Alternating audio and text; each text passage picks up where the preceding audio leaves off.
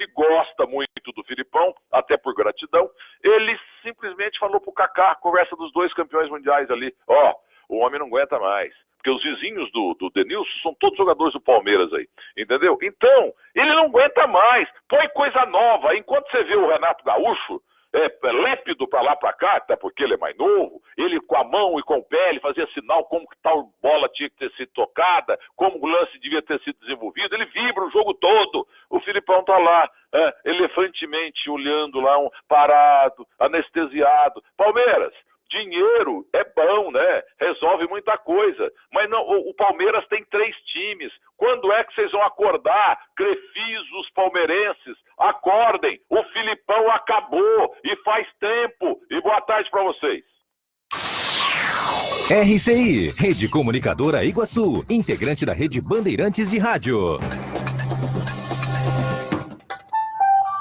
Minuto da Indústria. As inscrições para o 6º Prêmio Sistema FIEP de Jornalismo estão entrando na reta final e os interessados têm até o dia 13 de setembro para enviar os seus trabalhos. Criado para reconhecer a imprensa e seu papel no desenvolvimento da indústria paranaense, são mais de R$60 mil em prêmios, entregues aos 3 melhores trabalhos sobre a indústria paranaense, em 5 categorias: jornalismo impresso, internet, fotojornalismo, reportagem de rádio e reportagem de TV. Podem ser encaminhadas matérias ou fotografias jornalísticas veiculadas entre 18 de setembro de 2018 e 12 de setembro de 2019. Não perca tempo. Informações e inscrições, prêmiofiepdejornalismo.com.br. Sistema FIEP. Nosso I é de indústria. RCI, notícias de Foz do Iguaçu e região. Quarta-feira, 28 de agosto de 2019.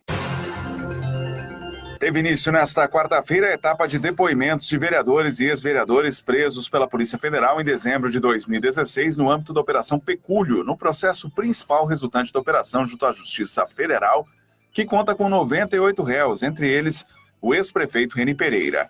Para esta quarta estão previstos os depoimentos do vereador reeleito Darcy Siqueira, o Darcy DRM, e do ex-vereador Paulo César Queiroz, o Coquinho.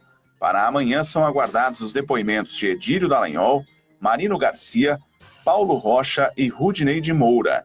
Na sexta, conforme cronograma disponível na edição impressa do jornal Gazeta Diário, será a vez de Zé Carlos, Beni Rodrigues, Gessani e Mogênio. Entre os citados, o único que não chegou a ser preso foi Gessani, que foi apenas conduzido para depoimento durante a operação que resultou na prisão de 12 dos 15 vereadores à época, 6 dos quais reeleitos para novo mandato. Os vereadores são suspeitos de recebimento de mensalinho para que votassem a favor de projetos de interesse do então prefeito Reni Pereira ou fizessem apenas oposição branda às matérias.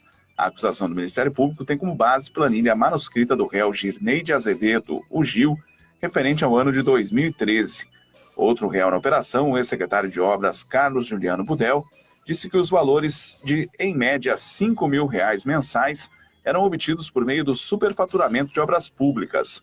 Os vereadores e ex-vereadores negam as acusações. RCI.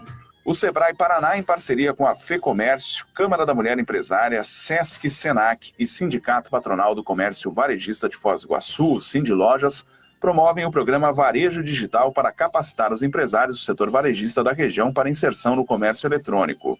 A programação vai abordar temas como plataformas digitais, precificação de produtos e responsabilidades, fotografia, filmagem e exposição de produtos na web e marketing e promoção digital.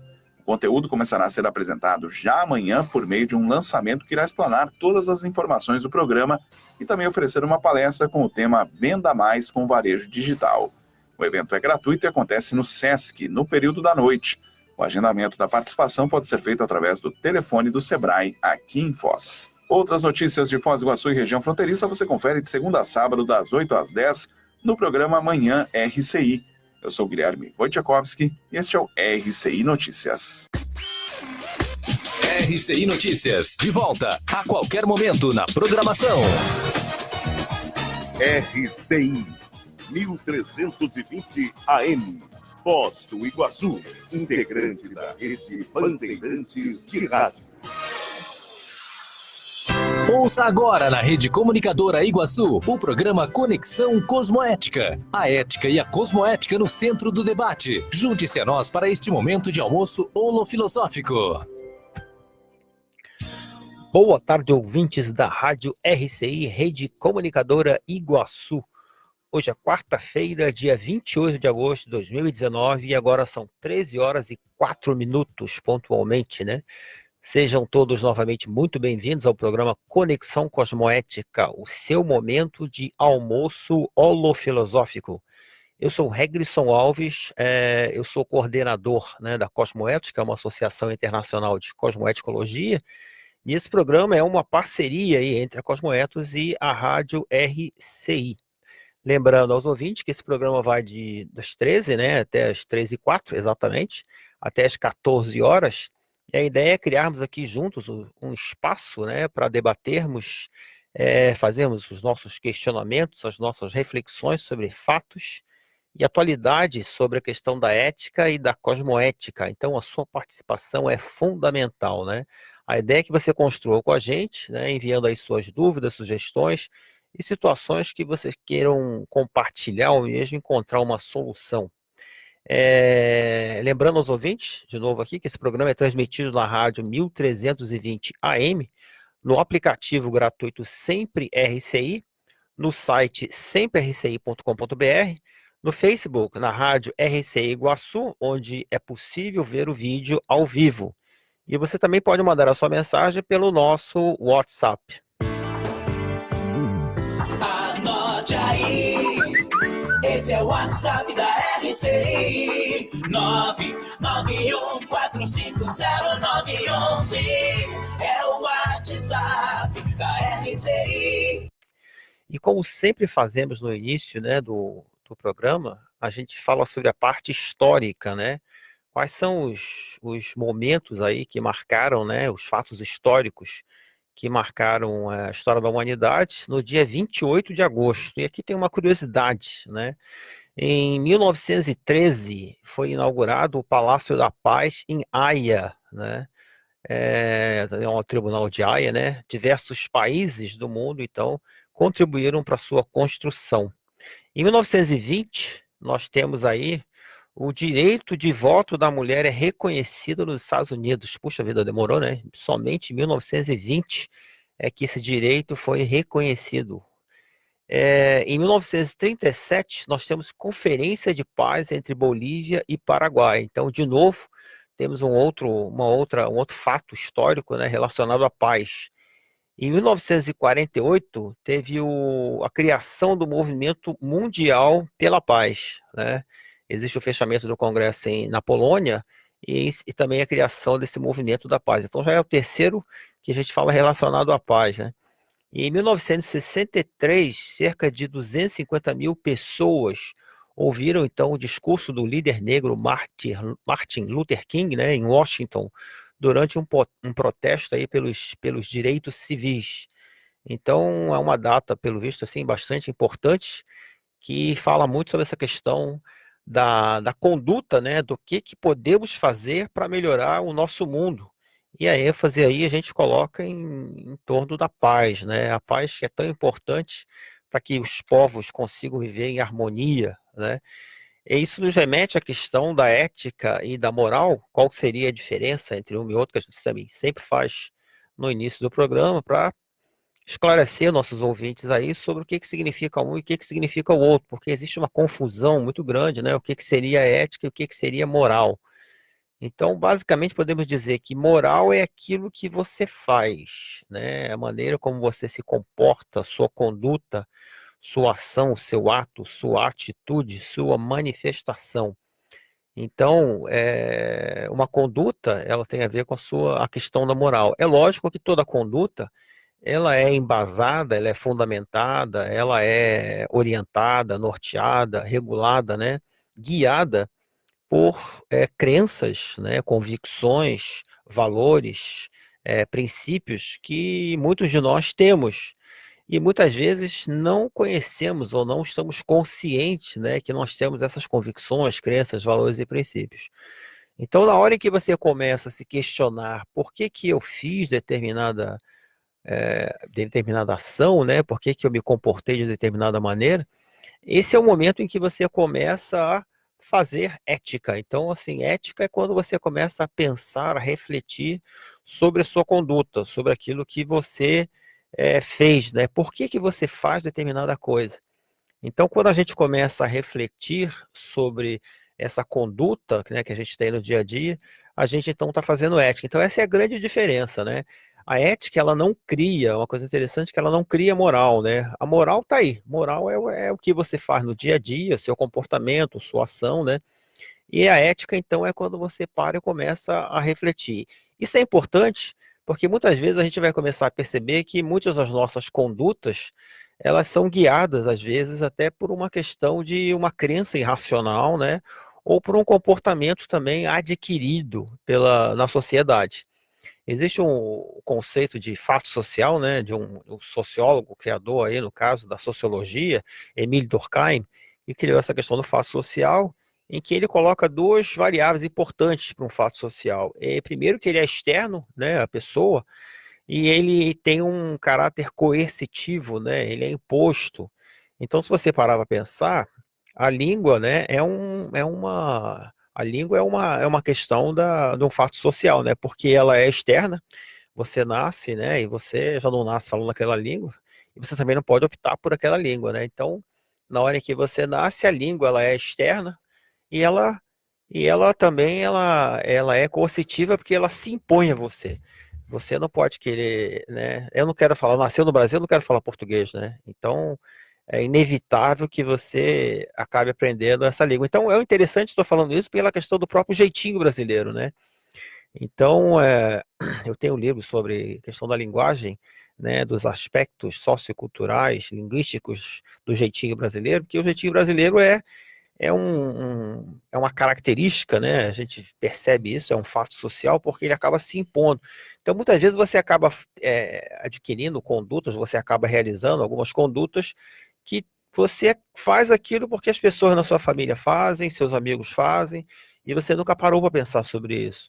E na hora que você começa a parar para pensar por que você faz aquilo e você muda, né? Se for alguma coisa negativa, obviamente, então isso é ética, então é pensar sobre isso. E nós estamos hoje aqui né, voltou para o nosso amigo André Chataloff, para continuar nosso papo sobre segurança, né, e para a segurança, né? Tudo bem aí, André? Tudo bem, Regson, tudo bem, ouvintes? Estamos aí para falar sobre esse tema relevante, né, e tem toda a relação com a cosmoética, né, do ponto de vista, porque nós queremos nos ajudar e ajudar os outros, né? Exatamente. E já aproveitando aí, eu já vou te trazer um caso aqui, que eu acabei de vivenciar vindo para cá, né, vindo aqui para a rádio. Eu estava vindo ali pela Jorge Sambas, né, e eu estava no sinal parado, e eu vi o sinal, né, ele aqui, o sinal ele tem aquele vermelho, ele vai descendo, né, então você tem lá 3, 4, então vai virando 4, vai virando 3, vai virando 2, que vira uma bolinha vermelha, e virou uma bolinha verde, aí você tem... Segue em frente. Segue em frente, você tem liberdade para poder seguir em frente, exatamente. Porque isso é uma lei de trânsito, né? Isso é importante para a segurança de todos. E aí, de repente, eu vi que estavam 2 bolinhas vermelhas ainda, já veio um carro à minha esquerda, cara, e ele já foi avançando, né? Ele já estava calculando que ia chegar numa bolinha, e ele já foi. Uma bolinha, se a pessoa pensa igual, que está vindo lá na outra esquina, que também tem uma bolinha lá e ele vai avançar também, então uma bolinha de cá, uma bolinha de lá, no final acaba causando um acidente, né? Então, assim, já entrando no campo da segurança aí, né? O que você acha de um exemplo desse, que a gente vê isso, não é só comigo não, isso deve acontecer no dia a dia, né? Sim. Isso mostra que a nossa sociedade, a gente tem um processo ansioso, né? As pessoas vivem querendo fazer tudo mais rápido do que conseguem, porque tem que produzir mais, tem que chegar mais rápido, tem que resolver muitos assuntos. Então, realmente a gente vive uma sociedade que ela está condicionada, né, a esse aspecto.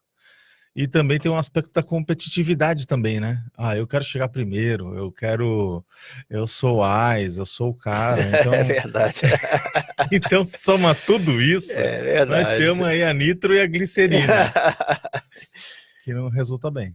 A gente pode lembrar daquela coisa lá do cérebro triudo, né? Que eles falam, que é a questão do cérebro reptiliano, que é o cérebro de animal, né? Você tem lá o sistema límbico, é uma coisa emocional, e tem o neocórtex, que é uma coisa mais racional, né? Sim. Então parece que a pessoa ainda é conduzida para essa coisa da competição que você estava falando aí, porque você está falando isso, eu comecei a me lembrar que isso foi na direção ali, cruzando a Jorge Sambas com a Santos Dumont. E aí, quando eu cheguei lá em cima, que é a Santos Dumont com a Paraná, né, que traz aqui para a rádio, eu vi que ele já estava lá parado. Ou seja, na verdade, o que ele ganhou foi alguns segundos, né? Mas o risco é muito maior. Então, em relação à segurança, parece que as pessoas não calculam essa coisa dos benefícios e os riscos, que são muito grandes, né? Como é que a gente vê, como é que a segurança vê essa coisa, né, o interessante é que na história da sinalização de trânsito, tem um caso que, quando inventou-se a questão do semáforo, o primeiro semáforo que foi feito, ele só tinha duas cores. Ele tinha vermelho e verde. E aconteciam acidentes homéricos muito fortes, muito ferozes. Então, logo, eles se deram conta que aquilo não estava correndo bem, que tinha que mudar o sinal de trânsito. Por quê? Porque a pessoa não tinha o time, que nem você falou, e a pessoa falava, é verde, vou, é vermelho, paro. E aí o que acontece? Tem as transições, né? E aí a gente vê que a evolução do semáforo, ele acabou ganhando a luz amarela. No nosso caso aqui, a gente tem um processo de um temporizador, e cada estado, em muitos lugares, tem sinaleiras, né? Ou seja, semáforos diferentes. E isso tem a ver com um processo cultural, né? Local. E a gente percebe que o ideal é que, para salvar tudo isso daí, é que a gente não conduza mais o carro. Esse que seria o ideal. O robô, ou seja, a automatização dominasse. A gente não teria uma pessoa que ficasse ali retardatária na nossa frente, e a gente teria um tempo estimado no local de chegada. Ou seja, esse é o futuro. Até chegar lá, nós vamos dançar um pouquinho a música de acordo com essa condição nossa, né? Que eu acho que o principal aí é um aspecto de segurança e ansiedade. Você tá me lembrando daquele filme, não sei se você chegou a assistir, Eu, Robô, você lembra disso? Sim. Tem uma cena lá que o Will Smith, ele tá dirigindo, e a direção, ela como você tá falando aí, ela é automatizada, né? E tem uma hora que ele fala, eu vou pegar no volante. E aí a polícia, eu acho que não é a policial, é uma cientista, né, que ajuda a produzir lá os robôs, ela fala com ele, mas como assim você vai pegar, né, no volante? Porque ninguém mais faz isso, né? E ele pega e ele realmente fica todo desconcertado. Então, essa coisa de automatizar, ela parece ser uma opção, mas é estranho que a gente, com tanta racionalidade, né, com tanta evolução, a gente não consiga parar para pensar, porque é uma coisa muito de impulsividade, essa coisa de dirigir em trânsito, etc e tal, e você acabar avançando o sinal, você cortando outras pessoas, né? Então, assim, deveria existir uma maneira de a gente parar e começar a pensar, não, peraí, por que eu estou fazendo isso? Isso é ética, né? É refletir sobre uma conduta, porque a gente estava falando antes sobre essa questão da conduta. Essa é uma conduta de avançar sinal. Na verdade, ele avançou o sinal, porque ainda tinham duas bolinhas. Ele avançou numa bolinha vermelha, né? Então, veja, vermelho, porque no Rio, você está falando de amarelo aí, eu sou carioca, no Rio o pessoal costuma dizer que amarelo significa pise fundo, né? Quando deveria ser amarelo, começa a reduzir, porque aí vai ficar vermelho. Então, essa coisa da conscientização, né, em relação a aspectos de segurança é muito importante. Sim. Agora, eu te fazer uma pergunta que eu vim para cá pensando sobre isso. Tem como a gente falar, ou você dizer aí, quais são as categorias, né, ou os tipos de segurança que existem, né? O que a gente percebe que dentro do processo da segurança ou da parasegurançologia, que é um aspecto mais aprofundado, mais avançado, a gente estaria saindo da condição aqui do material, daquilo que apenas olhamos, observamos. A gente estaria entrando numa outra dimensão. Porque vamos pensar, a parasegurança, ela está começando dentro de você, né? Ou seja, como você está pensando, como você age, o teu temperamento. Então, se a gente for analisar do ponto de vista das condutas que nos cercam, tem a ver com as nossas decisões nas ações. E aí a gente vai ter que analisar aquilo que você está trazendo no programa, que é a intencionalidade, a qualidade dessa intenção e justamente o traquejo para a gente pensar no que é o melhor para todos. Então, de certa forma, quando a gente está pensando aí numa parasegurança, eu não estou pensando que é uma segurança só para mim. Eu estou pensando numa segurança para a pessoa que vai passar depois, uma outra. Vou dar um exemplo bem claro. Se a gente, por exemplo, olhei lá num parque que tinha um lance de escadas, e eu percebi que, não sei porquê, apareceram umas pedras meio arredondadas, que você vê que aquilo lá é coisa de jardinagem, alguma coisa nesse sentido, e que estava ali num degrau ou outro, né, jogado, esparramado. Aí o que acontece? Eu via todo mundo passando por cima, tal, e de alguma maneira tomando um certo cuidado para que não se caia, não se escorregue. Aí eu não tive dúvida, olhei aquela situação uma vez, eu estava com muita pressa, no retorno, no mesmo dia, passei por aquele mesmo local e falei, eu vou tirar, empurrei com o pé mesmo, até no caso, a pessoa que estava perto de mim falou, pô, você vai estragar seu sapato, não sei o quê, eu falei assim, olha, sapato é o mínimo, o problema é que alguém pode escorregar aqui e torcer o pé, se machucar, ter uma queda mais grave, ou eu mesmo posso vir a sofrer um acidente. Então, quer dizer, essa questão da profilaxia, essa questão de uma visão mais abrangente e mais alargada do aspecto da segurança, que sai da minha pessoa e entra nas demais, se todo mundo tomasse essa ação, o mundo seria melhor, não é? Uhum, com certeza. Então, se a gente for analisar esse requisito, ele não é presente na nossa sociedade. Por que ele não é presente? Porque se a gente fosse, ao fim e ao cabo, levar em consideração todos os aspectos de segurança e pensar naquela ideia da técnica em que você faz uma análise de risco, uma análise preliminar de risco, ver tudo que pode acontecer de errado e tomar ações para tudo, você começa a ver que as coisas começam a sair caras. Os custos, a redundância, o tempo que você vai gastar naquilo, ou seja, como nós temos uma sociedade que dinheiro... Tempo é dinheiro, Tempo é dinheiro, a gente, que é o processo do business, né? Uhum. Isso contagiou a nossa forma de ser. Nós somos contaminados. Do ponto de vista ali que você fala das ações nossas, elas estão longe de serem cosmoéticas. Porque você sempre vai pensar, olha, eu tenho que pagar as contas, eu tenho que seguir o mínimo das regras para sobreviver, senão fecha essa lojinha, fecha esse serviço, fecha essa operação de trabalho. Eu tenho funcionários, eu tenho que usar, né, tipo, o que a lei me obriga, né, os EPIs que são necessários, que alguém, um técnico de segurança, um engenheiro de segurança, ali me indicou. Então, quer dizer, você fica amarrado no que é o legal e no que é o economicamente viável. Entendi. Agora, do ponto de vista cosmoética, vamos pensar, quanto custa a saúde humana? Quanto custa um acidente? Quanto custa uma perda, né, de alguma pessoa ou do membro? A gente sabe que pelo Ministério do Trabalho e Emprego tem um valor. Sim. Mas esse é o valor real? Ou seja, para a consciência, isto tem que ser olhado desta forma? Então, quando a gente começa a olhar todas as ideias do ponto de vista da gênese de qualquer ação e planejamento, a gente teria que ter uma perspectiva mais alargada, olhando o outro. E você vai falar sobre a perspectiva já que nós vamos para o nosso primeiro intervalo. Voltamos em seguida. Estamos apresentando Conexão Cosmoética na RCI. 13h23. Rapaz, tô precisando relaxar. Bora buscar o barco para pescar? Bora, mas só se for de colete salva-vidas. Antes de entrar em rios e reservatórios, vista colete salva-vidas, mesmo que você saiba nadar.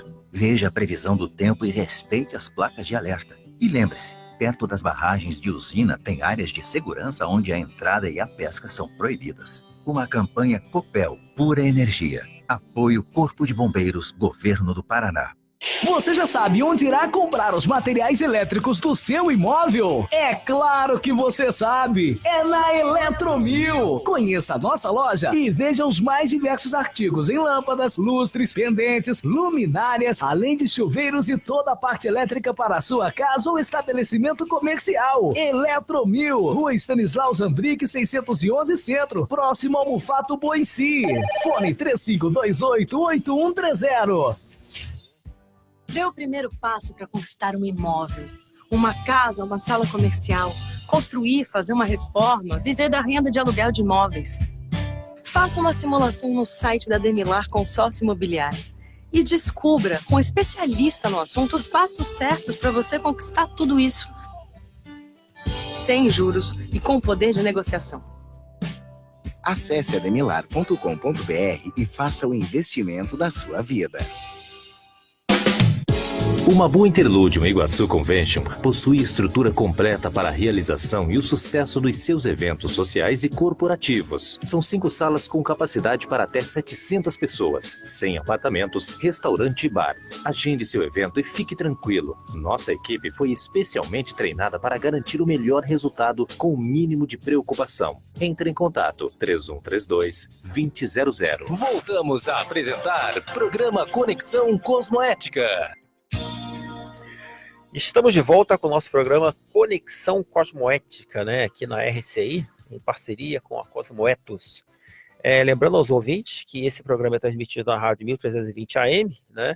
E no Facebook, na rádio RCI Iguaçu, onde é possível, é sempre bom lembrar, você assistir, né, ao vídeo ao vivo.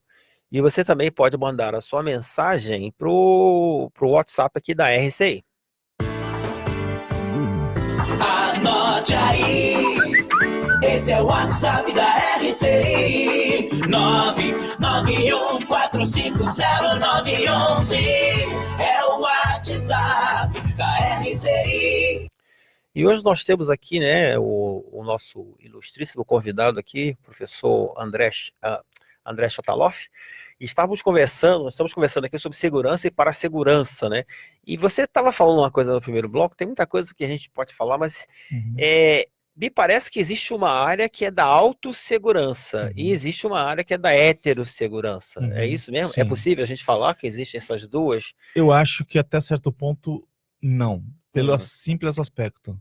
Dificilmente a gente está, por exemplo, no mesmo avião, que a minha segurança não tem a ver com a sua. Ah, não, mas eu estava pensando assim, eu entendi. Quando eu falo em autossegurança, por exemplo, em relação à alimentação, eu cuidando de mim, Sim. Entendeu? Eu cuidando, por exemplo, eu bebo 1,5 litro, 2 litros de água por dia, que isso é importante. Eu como alimentos saudáveis, né? Tem até um... É que se a gente for pensar do ponto de vista da segurança, do ponto de vista, o que está falando de segurança do seu alimento? São os contaminantes, é o pesticida, é justamente o remedinho de planta lá que está sendo minimizado, que ele é agrotóxico, só que ninguém quer chamar de agrotóxico, quer falar assim, não, é remedinho de planta. Né? Tipo, remedinho de planta é um remedinho, não vai acontecer problema nenhum. Bom, é lógico, se você não comer verdura, se você não comer alface, se você não comer tomate, você realmente não vai ter esse problema. Se viver de luz, então não vai ter problema nenhum, é complicado. Mas se você resolver comer todos os dias, isso vai gerar um problema. Então, quer dizer, se a gente for pensar, cuidar de alimentação de um é cuidar de todos, de alguma maneira. Então, o processo nosso da saúde, de segurança, é um processo público, se a gente for pensar. Bem colocado. Ou seja, a gente realmente é a questão da interdependência, né? A gente vive num processo de tá dependendo da ação do outro. Só né? para a gente ter uma ideia dos paradoxos da vida. A gente sabe que dentro dessa cosmoética que você tal estuda, né? Então a gente vê de muitos paradoxos. Exemplo, você sabe que tem muita gente que morre numa batida de um carro blindado? Ou seja, o cara está lá protegido do ponto de vista da munição, do processo lá de tiro, ou seja, ele está resguardado no seu carro, mas ao fugir justamente de uma abordagem, né, tipo agressora, ele acaba, o quê? O carro ele é mais pesado, ele tem menos capacidade de absorver impacto, então quer dizer, ele amassa menos, trazendo com que a energia da batida vai mais para a pessoa. Então você fala, o indivíduo, ele está achando que está seguro, mas não está. Então, se a gente for ver a segurança, ela é para todos, porque se a gente tem uma segurança do ponto de vista do bélico, do ponto de vista da agressão, para toda uma cidade, para toda uma sociedade, aquele indivíduo também está seguro. Não é o fato dele estar lá blindado, carro blindado, está tudo certo, tem segurança, tudo mais, que não escapa de uma bala perdida, por exemplo. Então, o que acontece? Esse conceito da segurança, ele é um processo coletivo. Por isso, que quando a pessoa ela entende isso, ela vai começar a mudar o que é prioritário. Entendi. Porque não adianta tapar o sol com a peneira. Não adianta que nem ser lá o Bolsonaro que fala, não, vamos dar arma para todo mundo. Não é a arma que vai resolver o processo da segurança. Sim. É realmente a educação que vai resolver a segurança. Então, quer dizer, a arma não vai ajudar, ele só vai facilitar a pessoa que está lá no dedo do gatilho. Vai facilitar esse cara, mas não vai facilitar o que levou a essa condição.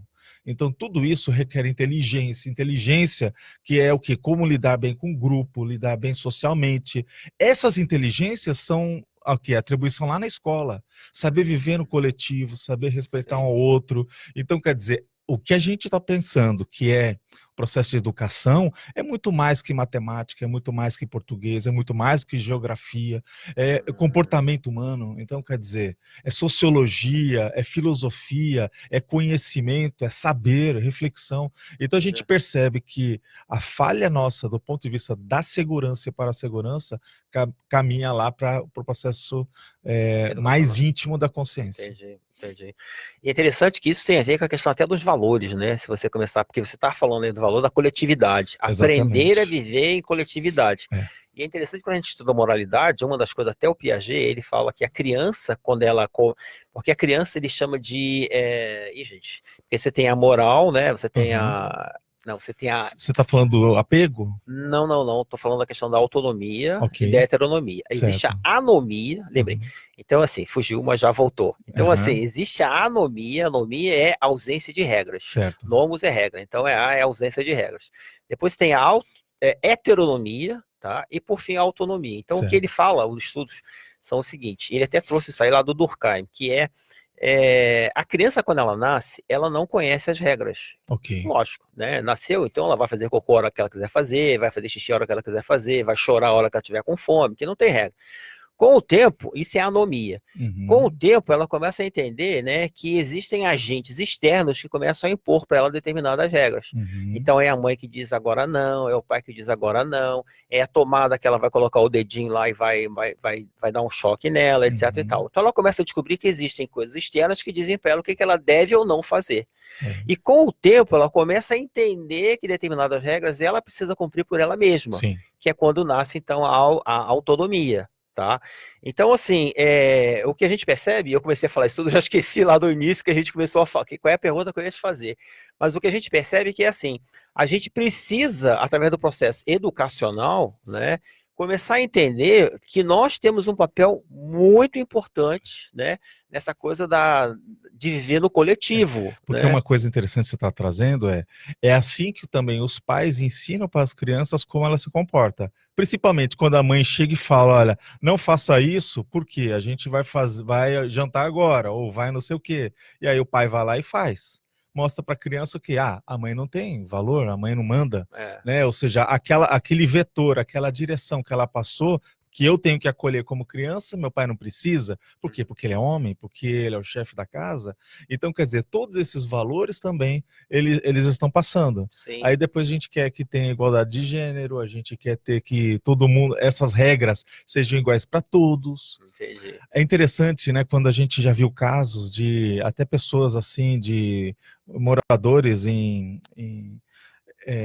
bairros simples, pobres, né, que hoje em dia não se pode falar favela, mas... Não, comunidades, as comunidades. Essas comunidades. Então, mas é interessante que aí você vê a música da favela, eles colocam, som de favelado, não sei o quê, então quer dizer, ninguém entende mais o que é o certo e o que é o errado, mas o que já se percebeu é que casos assim de filhos de traficantes e tal, o pai chegava, não, aqui respeito, aqui não sei o quê, falando um monte de regras dentro de casa. Mas aí o filho vai crescendo e vai vendo que o pai, tipo, falou uma verdade para ele, uma regra de valor, mas ele não pratica. Então, do ponto de vista dessa teoria e na prática, a gente percebe que isso daí vai refletir nessa educação que você está chamando a atenção. Entendi. Você acha que a segurança, né, deveria ser uma disciplina separada, ou ela é uma disciplina que, na verdade, ela é interdisciplinar, né? Ela deveria ser algo ensinado para as crianças desde pequeno, assim, como um todo? Deveria ser ensinado desde criança, porque olha só, vamos pensar na teoria da aprendizagem ali na infância, e a gente analisa o quê? Que a criança ela descobre o mundo.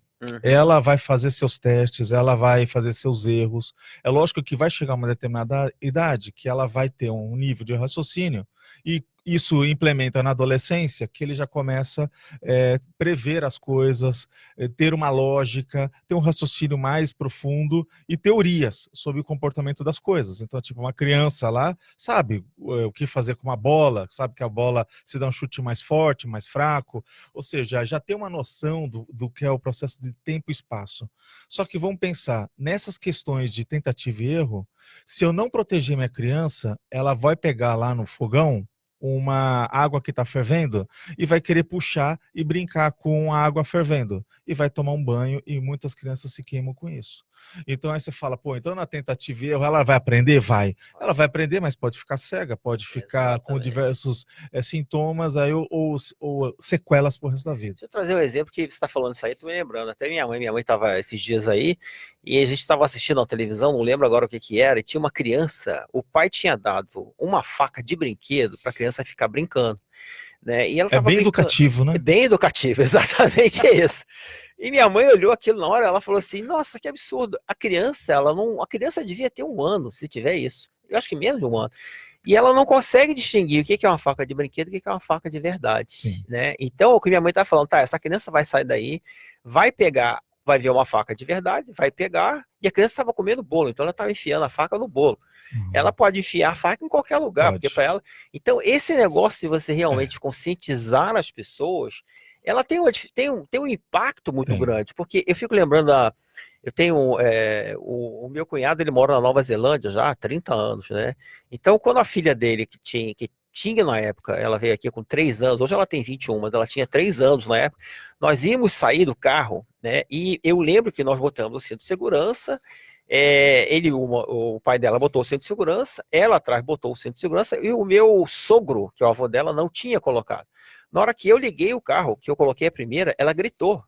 E ela falou, não pode sair porque o vovô ainda não colocou o cinto de segurança. Ótimo. Então você vê, 3 anos de idade. Então essa coisa de educação é tudo. E conscientização é tudo, né? Agora eu vou dar um exemplo que você trouxe. Eu me chama muita atenção da culinária japonesa, por exemplo, ou oriental, mas mais japonesa, porque a chinesa ela também tem um comportamento, às vezes, algumas coisas semelhantes com o nosso. Mas vamos pensar lá que na japonesa não tem lá que a pessoa prepara todo o processo na cozinha, lá tem as facas que são mais afiadas, mais pontudas, numa área restrita em que aquele trabalho ele corre menos risco às pessoas que estão ali, crianças, visitas e tudo mais, e quando leva-se para a mesa, você não leva faca, você não leva diversas coisas, por quê?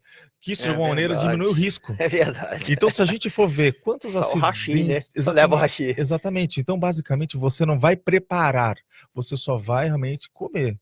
Então, até que ponto essa utilidade, esse processo dessa lógica não é mais saudável, né, do que do ponto de vista nossa, que anda com uma faca, e você vê lá naqueles filmes, né, tipo até A Casa meio dos italianos, assim, a pessoa falando, bravejando, gesticulando demais, mexendo com faca, garfo, ou seja, e você vê que isso daí pode provocar um acidente. Exatamente. Então, quais são as ações? Eu admito que os modos de funcionar, a gente no futuro vai olhar para trás e falar, aqueles lá eram brucutus. Né? Aquele povo lá era bárbaro e eles se achavam. Exatamente. De vez em quando eu também penso isso. A maneira como a gente se conduz, o que a gente faz hoje realmente chega a beirar o absurdo realmente. Agora, uma coisa que eu começaria do ponto de vista desse ensino de segurança era na arquitetura. Porque se você olhar, tipo, uma loja, um evento de inovação, ou até de recheio doméstico, de lustres, objetos, você vai observar cheio de pontas, cheio de objetos que se você cair em cima, você pode se machucar. Exatamente. E aí, tipo, não, mas é lindo, é maravilhoso. Exatamente. Mas é maravilhoso para um acidente, é maravilhoso para você lá perder, né, tipo um dedo, a mão lá, exatamente. Furar a barriga, cair em cima. Então, quer dizer, a gente for ver, é uma cultura não prevencionista, é uma cultura agressiva, é como se você já tivesse que preparar para a selva, entende? Mas aí o que acontece? A gente quer isso? Ou eu quero um ambiente mais pacificado? Então, você vai escolher. Eu lembro que a gente tem um amigo aqui em Foz, né?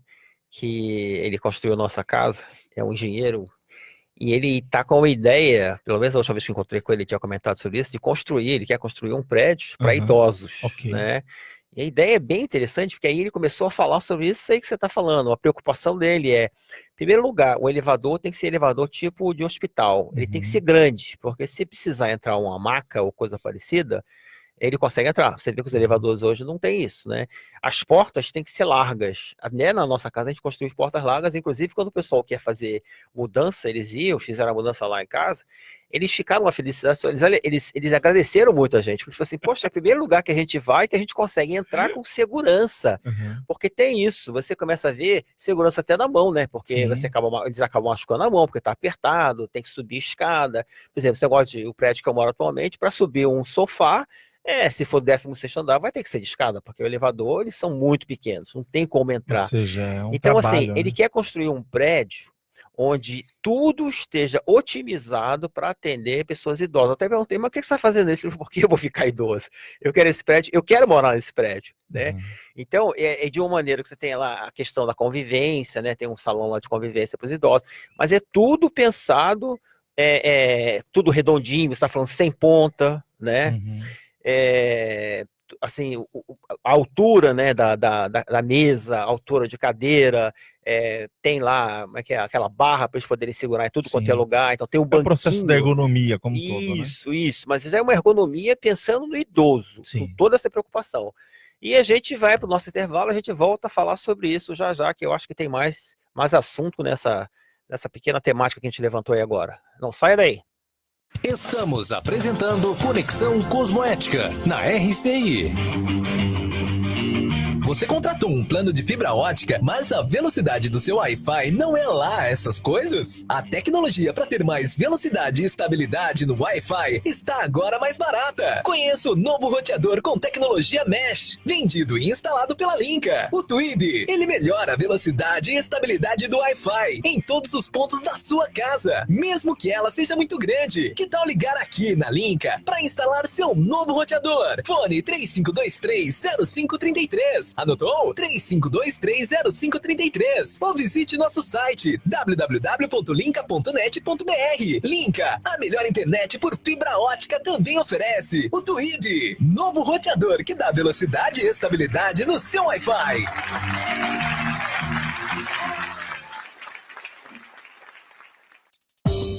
Uma vila para chamar de sua. O Vila Florata é um bairro único, localizado na Avenida Felipe Vancher, a 200 metros do Consalter, próximo ao Maimabu Interludium, uma das regiões que mais cresce na cidade. O Vila Florata está entregue e pronto para construir. Últimas unidades de lotes com 360 metros, infraestrutura completa e condições imperdíveis. Entrada de 10% e saldo em 140 vezes direto com a loteadora. Plantão de vendas no local. CCIA Imóveis. Telefone 45 3523 1626 ou acesse www.cciaimoveis.com.br. Computadores Apple, sinônimo de sofisticação e qualidade. Em Foz, você conta com uma assistência técnica especializada da Hardset para seu iMac, MacBook e Mac Pro. Limpeza, upgrade e atualização de seu Mac. Confie na Hardset. Na República Argentina 3855, ao lado da Fraida. Hardset.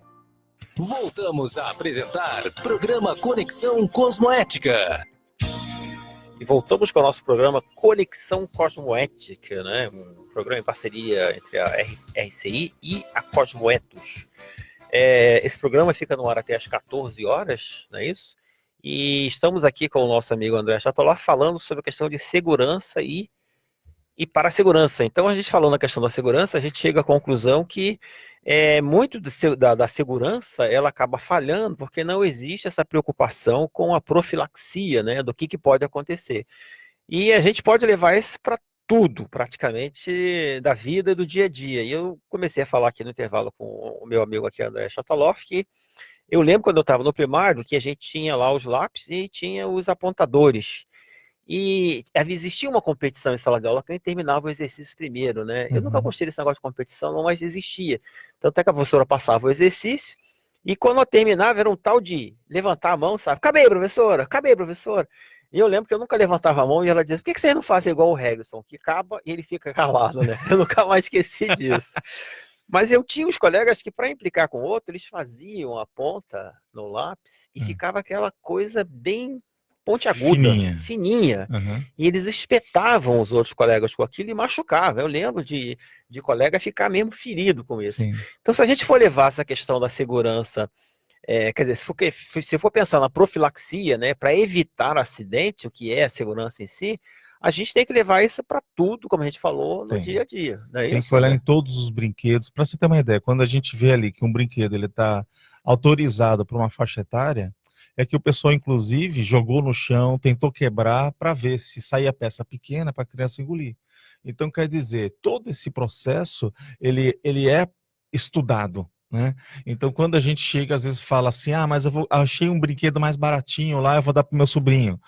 Nem sempre aquele baratinho, ele passou por aqueles critérios de raciocínio, entendeu? Que você, de alguma maneira, está ali criando uma armadilha para o teu sobrinho.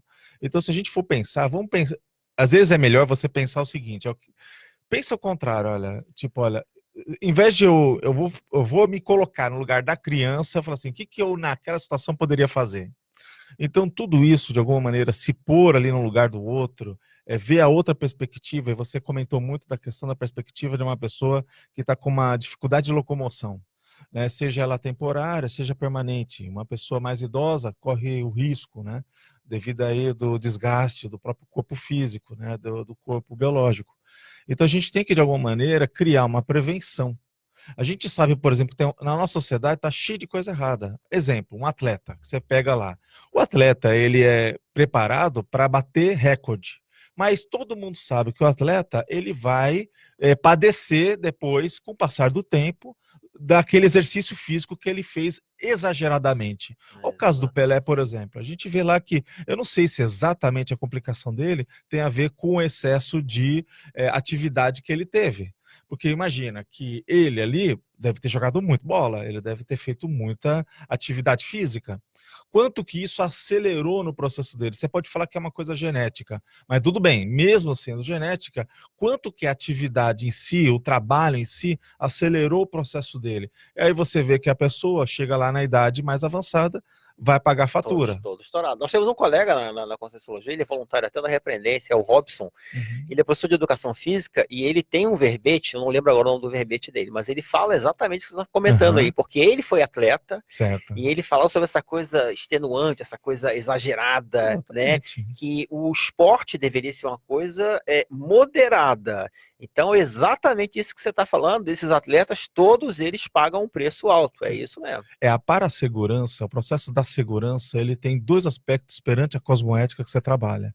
O primeiro é o processo da integridade física mesmo, a integridade psicológica, emocional, consciencial, né, daquela personalidade, do ponto de vista ali da saúde, no verbete, né, em português, que está relacionado ao processo do health, o processo da saúde, mas do ponto de vista da medicina. Entendi. Só que existe o outro processo da saúde que é relacionado, da segurança, que é relacionado ao processo bélico. Então, quer dizer que a segurança contra o meliante, contra uma agressão, uma atitude agressora, ou seja, que vai de alguma maneira manter a tua integridade do teu ambiente, da sua família, das pessoas que estão com você.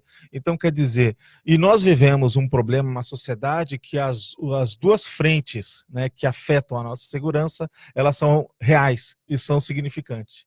Né? Alguns lugares mais, outros menos. É verdade. Né? É verdade. Mas a gente de fato percebe quanto trabalho de conscientização tem que acontecer, né, para a gente mitigar esses dois problemas. Você está falando isso, estou me lembrando até daqueles parquinhos, né? Parquinhos de criança, eu fiquei até nervoso agora. Porque realmente, às vezes, os brinquedos, você vê aquele negócio de criança ficar subindo, já viu? Ela fica subindo numa uma armação que eles colocam lá de metal, alguns são agora de madeira, etc. E tal, mas continua o problema de estar subindo, daqui a pouco ele cai. Sim. Porque se sobe, vai ter que ir para algum lugar. E ele cai. Eu já vi criança caindo desses brinquedinhos. Então você vê, até a questão da diversão, ela tem que ser muito pensada. Né? Que existe aquela regra que muitas vezes no brinquedo tem umas letrinhas miúdas ali, escrito o seguinte: adulto, né, esse brinquedo tal tem que ser usado, né, conforme as normas aqui e sob supervisão de um adulto. Aí o supervisão do adulto, vai lá, joga lá, eu tô aqui do teu lado. Exatamente, Eu tô ele larga. supervisionando. Ele larga, né? Ele larga, exatamente Então, isso. o que é supervisionamento do adulto? E aí você vê aquela questão, por exemplo, o idoso, quando está lá mexendo com água, a gente sabe que temos chuveiro elétrico, ele não pode pegar água e ficar brincando com a água, vamos imaginar que ele esteja ali num processo senil, qualquer que seja, e aí ele não pode jogar o jato da água ali na parte elétrica. Entende? Aí você fala, por isso que tem a questão da supervisão de uma outra pessoa do ponto de vista da assistência. Agora, o que seria o ideal? O ideal era que não tivesse eletricidade ali. Entendi. Se a gente for ver num europeu, ali a gente não vai ver que eles usam chuveiro elétrico. Chuveiro elétrico é muito mais e muito difundido no Brasil. Aí você vai ver o seguinte, a primeira coisa que tem que fazer para um amigo estrangeiro é falar, amigo, eu vou te mostrar uma treta que o brasileiro inventou aqui que chama-se chuveiro elétrico. Para ele não virar uma vítima na tua casa. É verdade, pior que é verdade mesmo. Você morou lá fora, né? Você Sim, morou mas você morou na Inglaterra ou foi? Não, foi em Portugal. Portugal, eu morei na Inglaterra. Então você está falando isso agora, realmente tudo é aquecedor, né? Você viu, por exemplo, aquela ideia, você já viu que toda porta de banheiro, ela é diferente, a chave, de uma porta entre dos cômodos de casa. Qual que é a diferença? A diferença é que você consegue colocar uma chave e empurrar e abrir a porta se a pessoa cair lá dentro. Agora, quantas pessoas falam isso? Quantos banheiros você já viu que tem lá a chave igualzinho à chave de casa, da porta da casa? Então você fala o seguinte, então a pessoa não pensou que alguém pode cair ali dentro, desmaiar, e você vai precisar abrir de que jeito? Arrombando, só que você vai arrombar batendo na pessoa. Então, quer dizer, é uma situação em que a pessoa não houve um planejamento, uma antecipação do problema. Por que você acha que isso acontece? Hein? Por que a gente tem essa dificuldade, você está falando sobre isso, por que a gente tem essa dificuldade em planejar, em pensar, em fazer essa profilaxia, pensar na profilaxia? Parece que a coisa, ela acontece. Você está falando isso, eu estou me lembrando também, você lembra antigamente, aquela maçaneta do carro, ela era para fora, né? E o que eu ouvi na época é que hoje em dia você vê que ela acompanha ali a parte, a lataria lá do carro, ela não sobressai, né? E eu lembro que na época o pessoal dizia que aquilo ali foi tirado porque às vezes estava passando, ou pegava na mão de alguém, ou pegava na roupa de alguém e levava, porque eu lembro que tinha umas que eram para fora mesmo, e era como se fosse uma maçaneta de porta, né? E você vê que hoje ela é integrada, ela é uma coisa só e ela é afundada, né? Para que ninguém seja... Teve que esperar as pessoas se machucarem, né? Para começarem a pensar sobre isso. Por que a gente tem essa dificuldade em ficar pensando o que pode acontecer se a gente não fizer a coisa certa? Porque você vê que o que manda na gente, na nossa sociedade, é a questão do dinheiro, como a gente falou. A gente já sabe que hoje tem carros que tem 9 airbags, né? E aí você fala, por que todos os carros não são? Você lembra que há uns anos atrás, estava na discussão no Brasil se ia não carro brasileiro ter airbag. Eu lembro. Então a gente vê que é um processo de que a gente já tem recurso, mas a gente não usa.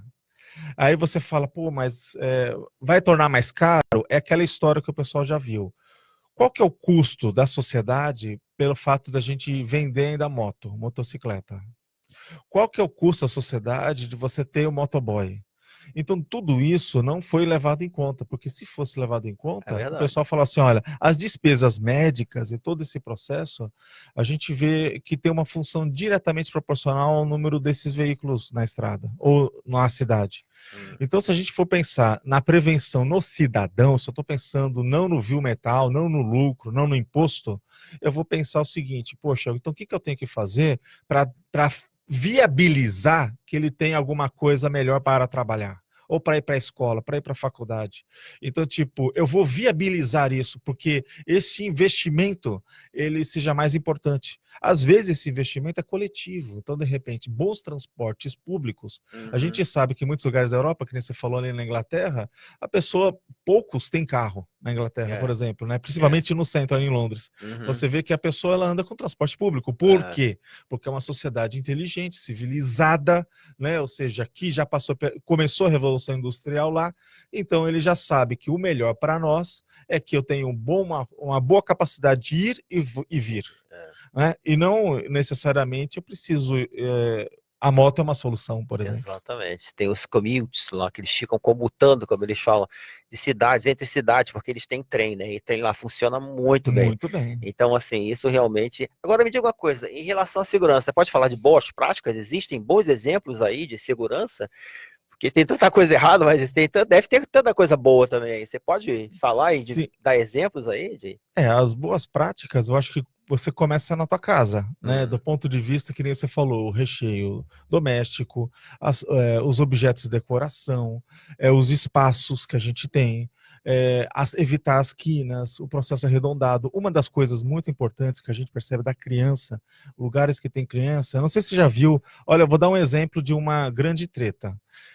Se você pegar uma almotolia, uma embalagem pequena para colírio, você vai ver que no mercado você vai pegar a mesma embalagem sendo usada para colírio, por exemplo, para verniz, você vai pegar tipo para produtos químicos. Nunca tinha pensado Agora nisso. eu falo o seguinte, Você falou. Para remédios, aí Entendi. você chega e fala, deu um apagão, você precisa usar um colírio. Você não pode usar, porque o seu tato pode te enganar pela forma. Um idoso pode ser enganado pela forma? Pode ser enganado pela forma. As embalagens, uma embalagem que é usada para remédio. Porque a gente percebe, às vezes, um produto de uma outra natureza usando uma embalagem de remédio. Então, quer dizer, a falta de padronização nas embalagens é um exemplo de péssimas práticas. Falou, e agora realmente estou pensando nisso, e é verdade. Se você precisar pegar no tato ali, como você está falando realmente, você não vai usar, porque você fica com medo de pegar alguma coisa errada. Exatamente. Até as cores, você está falando isso, às vezes até a cor confunde. Porque se você começa a ter remédio que tem a mesma cor, e às vezes o mesmo tamanho, você não sabe qual que você está usando. Então você vê que até nesse ponto aí, uma questão de segurança, né? Exatamente. Poderia ser de dosagem. De dosagem, né? Mas assim, você ter cores diferentes para remédios diferentes, você ter embalagem diferente para remédio diferente, isso aí realmente. Mas e no dia, lá na sociedade, você consegue pensar em algum exemplo, bom exemplo aí, boa prática na... Olha, uma das coisas que a gente tem que fazer do ponto de vista de sociedade é olhar esses furos e procurar ir atrás, ter um consenso social, né? Ter ali uma postura para a gente evitar certas coisas. Só para a gente ter uma noção. Toda vez que você achar uma coisa errada assim, você tem que buscar arrumar de alguma forma, né? Nem que seja, de alguma maneira, dar um toque. Então, já aconteceu comigo de eu chegar numa loja, eu senti que o som está muito alto. E eu falar assim, olha, um funcionário que está aqui o tempo inteiro, eu tô aqui tipo 1 hora. O funcionário, ele vai ficar tipo 8 horas de trabalho aqui. Esse cara vai ficar surdo. Então, tipo, você abaixa, eu tô dando aqui uma sugestão, e aí eu recebi uma vez, num lugar que eu fui, um e-mail que a pessoa retornou e falou, olha, passamos para a equipe técnica, foi avaliado, foi medido, foi ajustado, né? Agradecemos a sua... Então, quer dizer, então, a gente gostaria que isso acontecesse, né? Mas o mundo real nem sempre é assim. Nem sempre é assim. Mas é legal essa coisa de, toda vez que você encontra, né, algum erro desse, poder dar esse feedback para as pessoas poderem realmente consertar, né? A coisa mais chata que a gente percebe, mais chata que eu falo é o seguinte, esse é o processo da cosmoética, que é o processo duro que você trabalha, que é cada vez mais que você está mais atento a esse tipo de coisa, é como se os amparadores, o cosmos, eles deixassem a bucha cair na tua mão, né? Então, falar assim, olha, manda lá pro Regson, deixa o Regson ver que tá errado. Porque o Regson vai tomar ação, entendeu, Regson? E aí você vê que, às vezes, a coisa cai na tua mão, você fala, e olha, eu queria não ter visto, mas já que eu vi, eu vou ter que tomar uma ação. Então, de alguma maneira, a gente vai chegar num ponto que nós vamos ver e tomar ação, e nós vamos ser tipo um caminho para higienizar esse processo. Você está falando isso, eu estou me lembrando, no supermercado aqui em Foz... Né, cai muita coisa na mão do Regson. Cai muita coisa. Tá igual essa área de educação, né? Tudo sempre tem alguém aprendendo, né? Sim. Mas você tá falando isso, eu tô me lembrando, né? Um caixa que fica, ali não sei se é final, né? Mas atrás do caixa tem uma porta, né? Que dá pro shopping. Pro shopping não, pro supermercado. Então, quando tá ventando, né, aquele ventinho gelado, isso aconteceu recentemente. A pessoa está sentada, e ela está sentada virada para cá, com as costas para lá. Sim. Né? E eu tive curiosidade, você vê essa preocupação da segurança com o funcionário. Sim, com o outro, né? Eu tive a preocupação de perguntar, eu tive curiosidade de perguntar para a menina, vem cá, você não fica doente não? Ela falou, esse inverno eu já fiquei de licença 2 vezes. E tinha pouco tempo. Então você vê, se realmente o empregador tivesse essa preocupação, né, tivesse essa visão, né, profilática para poder evitar, porque você vê, ele acaba perdendo. Porque ela tá de licença, não está trabalhando e ele está pagando. Você sabe que funcionário de licença médica né, tem carteira assinada, o empregador paga. Ainda bem, né? Ou ainda seja, bem, lógico. Sim, mas ele não mesmo assim não arruma. Ele não é inteligente em relação a isso. Sim. Né? Bom, de qualquer maneira, gente, nós estamos chegando aqui Foi excelente o nosso bate-papo aqui. Se a gente continuar, a gente deixar, a gente continua. Chegando ao final do nosso programa, queremos agradecer a todos e lembrar que a gravação, né, desse programa, né, o áudio, será postado na íntegra no site semprerci.com.br. Nos vemos semana que vem. Até lá. Obrigado. Até mais. Você ouviu na Rede Comunicadora Iguaçu o programa Conexão Cosmoética.